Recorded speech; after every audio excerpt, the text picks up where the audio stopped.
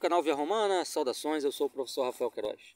Nesse vídeo de hoje, pessoal, a gente vai falar um pouquinho desse caso do Vinícius Júnior, que tomou a proporção gigantesca, ao meu ver desproporcional, e que é muito didático porque nos ajuda a entender o que está por trás do sistema ocidental pós-moderno, essa sociedade aberta, politicamente correta, não é? Hiperliberal, que tem como bandeira, uma das bandeiras principais, o combate ao racismo. Em primeiro lugar, eu quero deixar claro aqui que eu não apoio o racismo, mas que eu não acredito que a Espanha, país onde ocorreu o fato com o Vinícius Júnior, seja um país racista. É óbvio que existem racistas na Espanha, mas daí a dizer que a Espanha é um país racista, estruturalmente racista, é uma outra história, né? Em segundo lugar, eu gostaria também de ressaltar que não rola muito bem, não cai muito bem, né? A ideia de um milionário, um jogador milionário que atua no maior clube da Europa e do mundo, vítima de racismo. Um jogador que hoje é o principal nome dessa equipe, que é a mais poderosa mundialmente e mais poderosa no continente europeu. E a mais poderosa na Espanha. Como é que, num país estruturalmente racista, um negro como Vinícius Júnior chega ao topo na equipe mais top que há? Não faz o mínimo sentido isso. É uma narrativa completamente sem noção, irracional, mas que vem sendo ventilada pela imprensa, porque serve para um fim que é muito claro.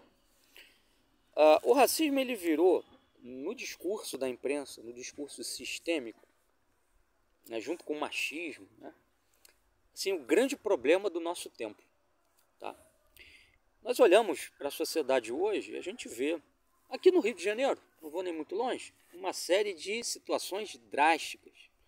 Por exemplo, hoje, numa das escolas em que trabalho, ao chegar, me deparei com um cadáver na frente da escola. Um homem que foi assassinado, sabe-se lá, se foi pela milícia ou pelo tráfico de drogas. Então isso é uma constante no Rio de Janeiro. Tá? Mas o grande problema da sociedade é o racismo, é o machismo. Não é? Negros estão sendo trucidados, mortos por brancos, né? Mulheres estão sendo estupradas coletivamente por machistas. É essa narrativa que a imprensa quer que a gente acredite. Por quê? Isso serve para escamotear, para mascarar uma série de outros problemas muito mais graves. Não é isso? E aqui é muito interessante notar que, dias atrás, eu vendo uma reportagem na Globo sobre esse caso do Vinícius Júnior, né, que acabou até gerando essa situação da seleção brasileira entrar com a camisa preta, né, em homenagem a ele e aos negros e tal, nesse jogo aí com a Guiné, desnecessariamente, porque a seleção brasileira é símbolo de miscigenação, de integração racial, sempre foi. Quer dizer, o que a seleção brasileira tem que botar, né, uma camisa preta? Quem teria que fazer isso, se fosse o caso, seria a Espanha. Se fosse o caso, né, não a seleção brasileira. Mas enfim, então vi uma reportagem interessante na Globo, onde eles entrevistaram um ministro de governo lá da Espanha, onde ele disse o seguinte: não, o racismo ele surgiu na Espanha. Então esse ministro ele culpabiliza a Espanha pela origem do racismo no mundo. Diz que isso tudo começou lá com a Inquisição, com a ideia de limpeza do sangue, que, vejam, tinha um sentido completamente diferente desse racismo moderno, que é um racismo biológico. Não havia racismo propriamente nessas políticas, eram políticas mais de ordem religiosa, cultural, do que racial, biologicamente falando. Mas o sujeito vem com essa, né? Então a Espanha, a grande culpada pelo racismo, a Igreja Católica também, né? Porque apoiou a Inquisição, a expulsão dos muçulmanos, dos judeus da Espanha, num outro contexto de época. A gente está numa outra era, num outro momento.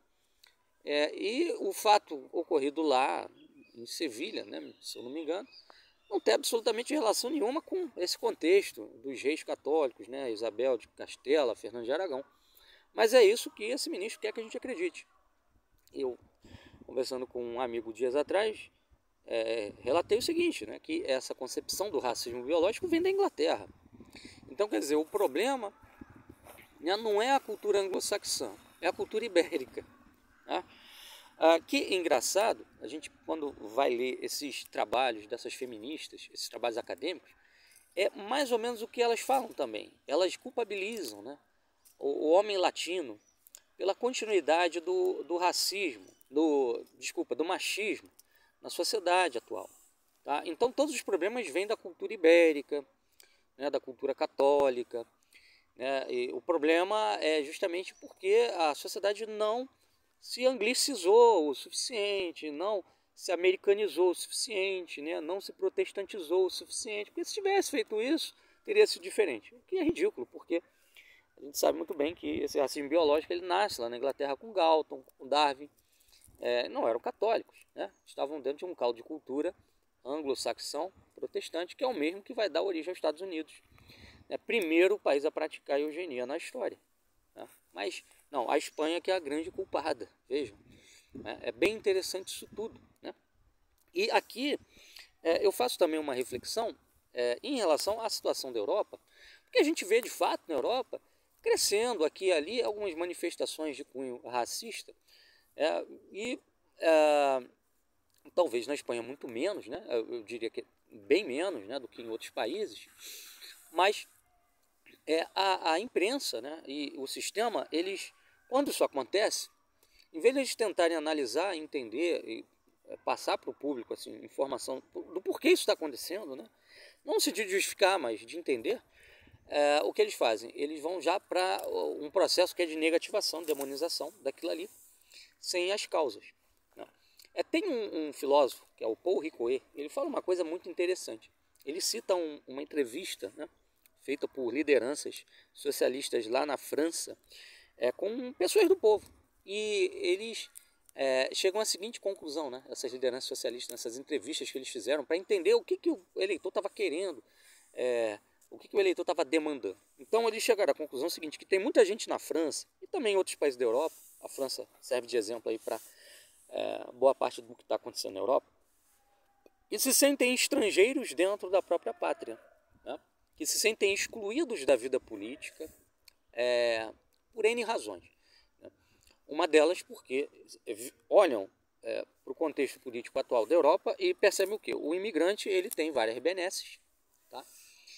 Enquanto que quem tem que pagar essas benesses é o europeu, né? Trabalhando mais, se aposentando mais tarde, etc., pagando mais impostos.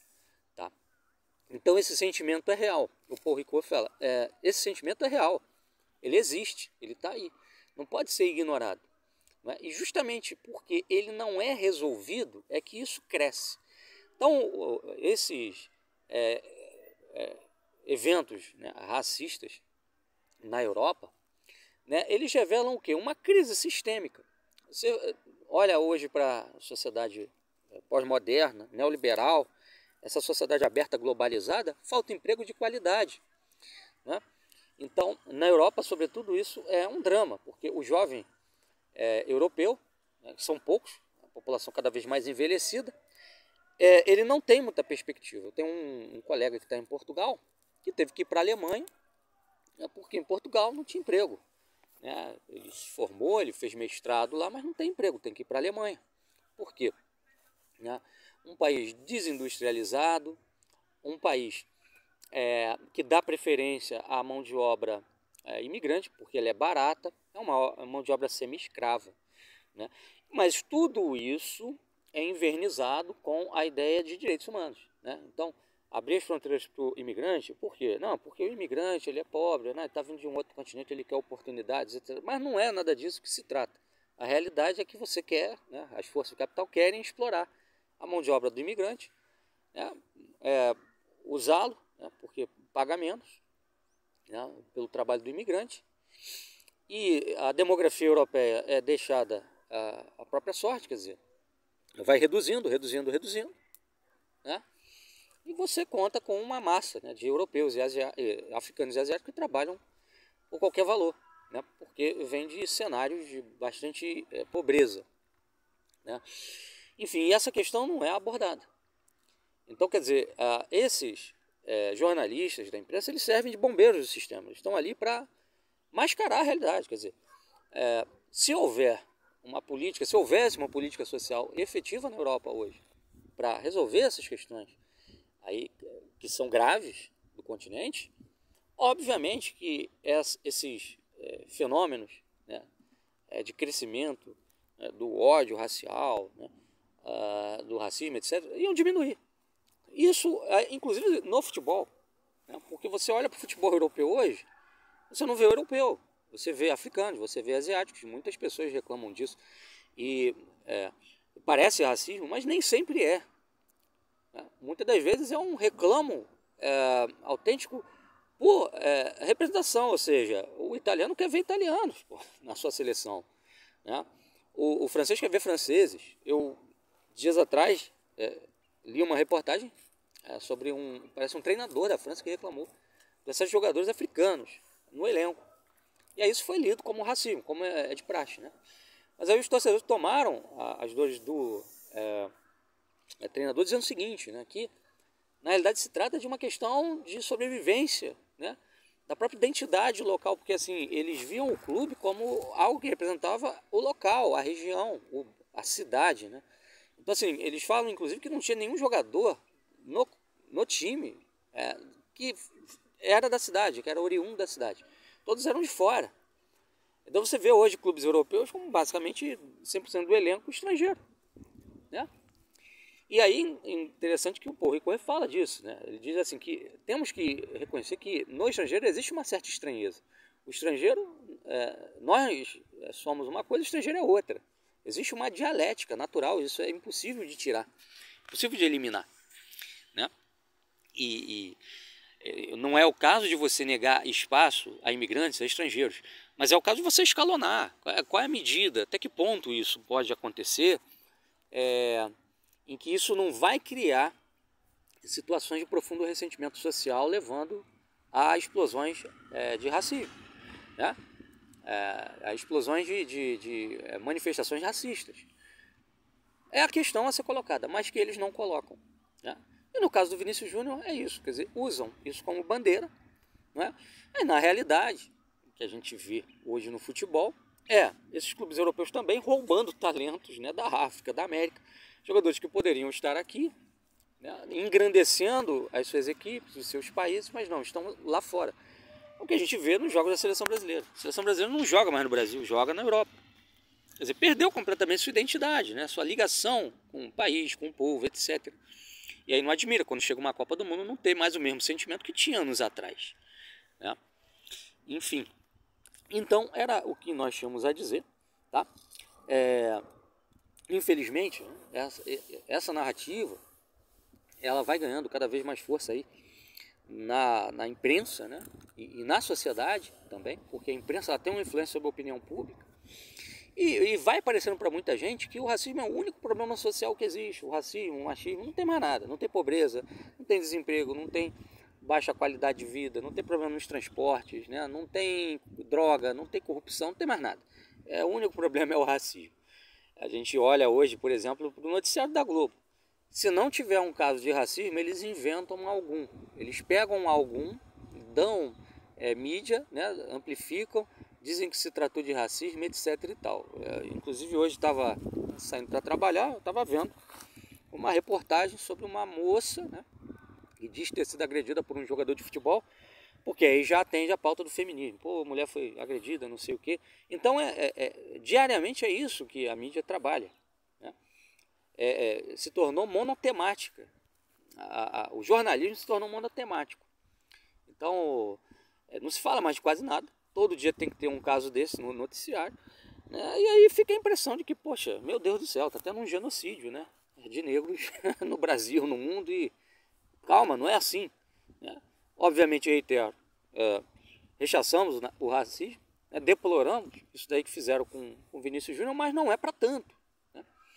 Não é para transformar isso numa coisa que tem uma dimensão tão grande, na medida em que é um jogador que está ali no topo, né, do futebol europeu e mundial, respeitado, reconhecido, né, e rico, milionário com isso tudo, né?